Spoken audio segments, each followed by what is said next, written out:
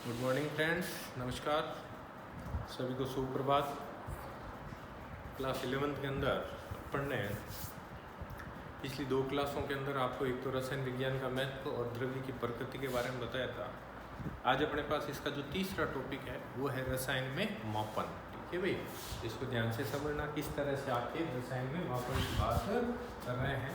तो तीसरा जो टॉपिक आज अपन लेने जा रहे हैं वो ले रहे हैं रसायन में मापन।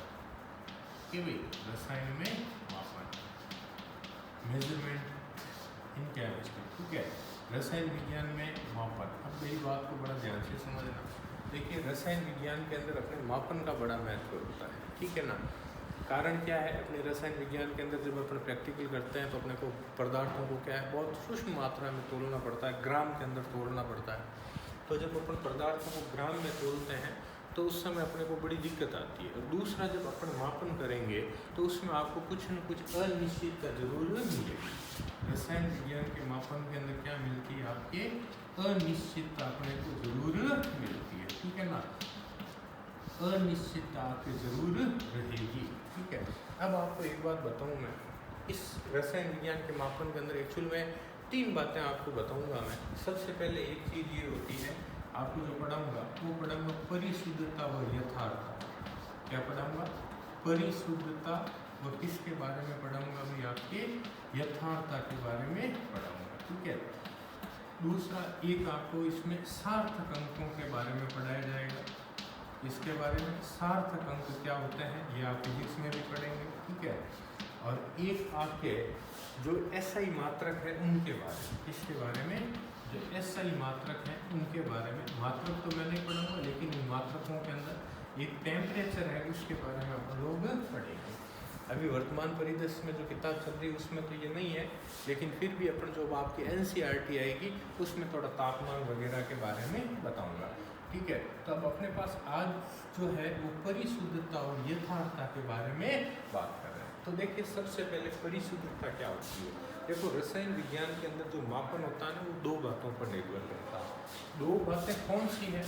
सबसे पहला तो एक उपकरण, मापने के लिए आपके पास जो एपेटस है वो कैसा है, उसमें किसी भी प्रकार की त्रुटि तो नहीं है। दूसरा मैं आपको बताता हूँ, पहला तो उपकरण। दूसरा, मापने वाला व्यक्ति वो कितना परिपूर्ण है उस पर निर्भर करता है। ठीक है ना, आपका एपेटस सही होना चाहिए। दूसरा, आपका जो व्यक्ति माप रहा है वो कितना परिपूर्ण है मापने के अंदर, उस पर सारी खेल निर्भर करता है। ठीक है। तो देखिए, सबसे पहले परिशुद्धता और यथार्थता के बारे में आज अपन लोग चर्चा करेंगे। ठीक है ना। तो देखिए, परिशुद्धता किसे कहते हैं? देखो, किसी भी मापक्रम का जो सनिकट माप है, क्या है? किसी भी मापक्रम का जो सनिकट मापन आप करते हो वो क्या कहलाता है? परिशुद्धता कहलाता है। किसी भी मापन का सनिकट मापन, क्या कहा मैंने? किसी भी मापन का सनिकट मापन क्या कहलाता है? आपके परिशुद्ध कहलाता है। क्या कहलाता है? आपके परिशुद्ध कहलाता है। और किसी भी मापन का वास्तविक माप, आप बिल्कुल एज इट इज माप लेते हैं, वो क्या कहलाता है? यथार्थ। यानी आप किसी भी मापन के नज़दीक पहुंच जाते हैं, नज़दीक तोल लेते हैं, तो वो तो होता है परिशुद्ध। और यथार्थ क्या होता है? किसी भी मापन का क्या है? वास्तविक मापन। क्या है? आपके वास्तविक मापन जो होता है ना वो क्या कहलाता है? भी यथार्थ कहलाता है। वास्तविक मापन क्या कहलाता है? यथार्थ कहलाता है। ठीक है। परिशुद्धता मतलब सनिकट मापन, आप नज़दीक पहुंचे हो, पूरा एक्यूरेट आपने माप नहीं कर पाए, वो तो परिशुद्ध। और अगर आप एक्यूरेट मापन कर देते हैं तो वो क्या कहलाता है? वास्तविक मापन आपके कहलाता है। क्या कहलाता है? वास्तविक मापन आपके कहलाता है। जैसे मान लीजिए, मैं आपको इस चीज़ को एक एग्जाम्पल से क्लियर करता हूँ। अपन जैसे मान लीजिए लेब के अंदर जाते हैं, लेब के अंदर अपन टाइटेशन करते हैं, अनुमापन करते हैं। उस अनुमापन के अंदर आप अलग अलग रीडिंगें लेते हो। ठीक है। मान लीजिए मैं आपको कोई पदार्थ तोलने के लिए देता हूँ। ठीक है।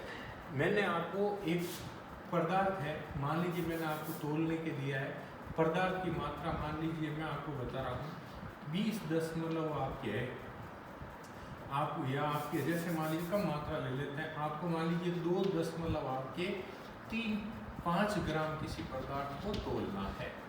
मान लीजिए आपको किसी पदार्थ को, मैंने कहा इसको आप 2.35 ग्राम तोलिए, और मैंने ये काम 3 विद्यार्थियों को दिया। ठीक है। और उनको 3 मौके देता हूँ मैं। जैसे मान लीजिए मैं आपको बताऊं, मुझे लेब के अंदर आके 2.35 ग्राम किसी पदार्थ को तोलना है, ठीक है, 2.35 ग्राम पदार्थ तोलना है। मान लीजिए एक विद्यार्थी ए है, एक विद्यार्थी बी है और एक विद्यार्थी मान लीजिए सी है। ये 3 विद्यार्थी है, ठीक है ना। अब देखिए इन तीनों ने मापन किया, जैसे इसने फर्स्ट बार, सेकंड बार और ये थर्ड बार, ठीक है। जैसे मान लीजिए विद्यार्थी ए ने इसका जो मापन किया, पहली बार जब इसने तोला तो इसने इसको 2 मान लीजिए आपके 2.9 ग्राम तोला, ठीक है। मैंने कहा एक बार फिर तोलिए, दूसरी बार जब इसने तोला तो 2.39 ग्राम इसने इस पदार्थ को तोला। तीसरी बार इसने इसको 2 मान लीजिए आपके 4.1 ग्राम तोला, ठीक है। मैं अलग अलग बता रहा हूँ, 4.1 ग्राम तोला, ठीक है। उसके बाद में मान लीजिए बी छात्र ने इसको तोला, तो बी छात्र ने इसको मान लीजिए 2.34, 2.36 और मान लीजिए आपके 2 इसने मान लीजिए आपके 37 ग्राम तोला, ठीक है। 2 कितना है, 37 ग्राम आपके तोला है।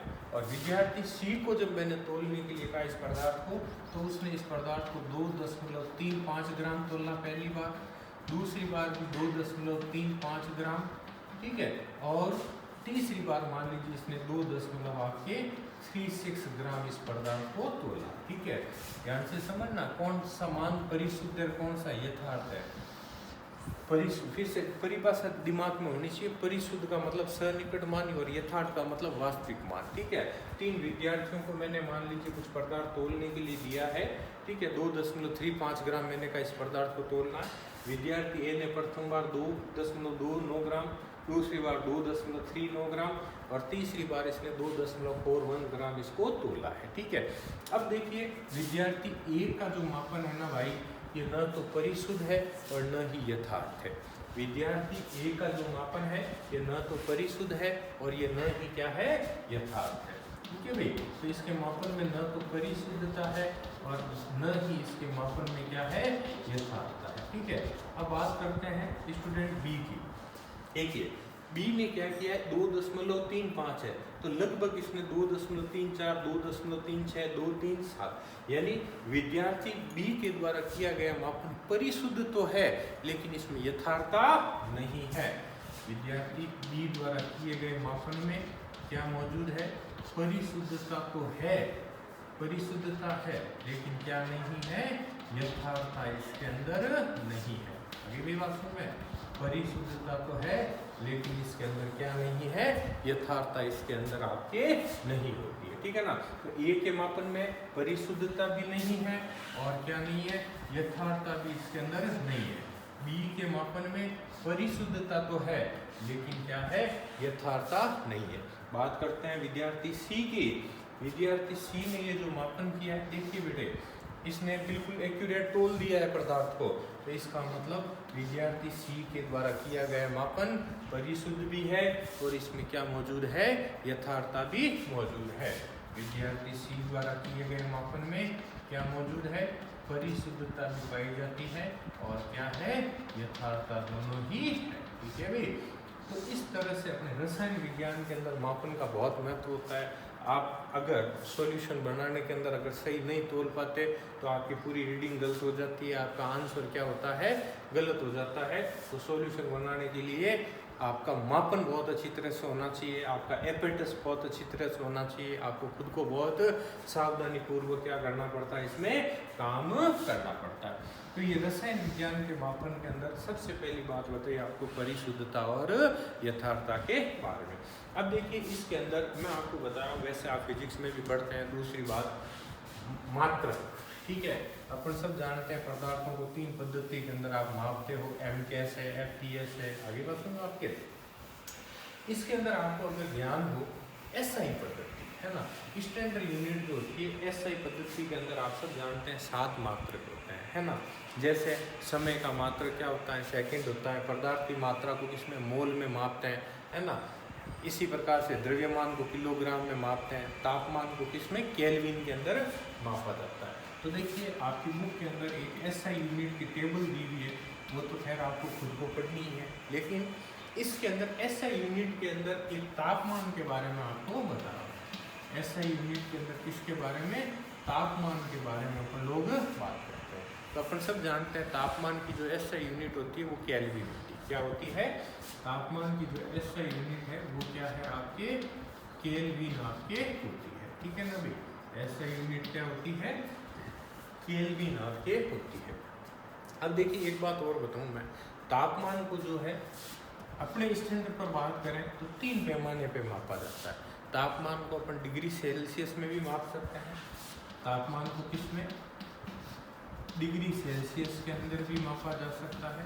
ठीक है, इसके अलावा आपको बताऊं, तापमान को आप सब जानते हो फ़ारेनहाइट में भी मापा जा सकता है। ठीक है ना, इसमें फ़ारेनहाइट में भी मापा जा सकता है। इसके अलावा तापमान को किसमें? केल्विन में। किसमें? आपके केल्विन पैमाने पर भी मापा जा सकता है। ठीक है ना, तापमान को किसमें? डिग्री सेल्सियस में, तापमान को फ़ारेनहाइट में, और तापमान को किसमें? केल्विन के अंदर भी क्या किया जा सकता है?